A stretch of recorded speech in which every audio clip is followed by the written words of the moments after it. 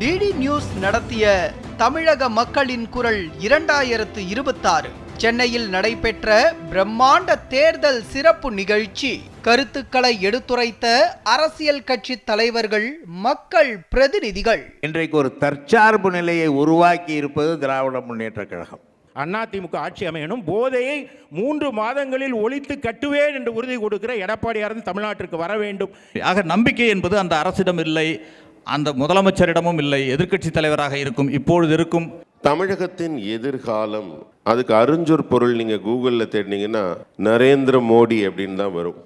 ஏன்னா இந்தியாவின் எதிர்காலமே அவர் தான், உலகத்தின் எதிர்காலம் அவர் தான். அரசு ஊழியருக்கு பழைய ஓய்வூதிய திட்டம் கொண்டு வராங்க. இப்போ அதை அப்படியே உள்டாவா மாற்றி அவங்க சம்பளத்தில் பிடிச்சி அவங்களுக்கே காசு தரங்கிற இடத்துக்கு கொண்டு போய் ஏப்ரல் 17ஆம் தேதி வெள்ளிக்கிழமை இரவு 7:30 மணிக்கு உங்கள் டிடி தமிழில் காண தவறாதீர்கள்.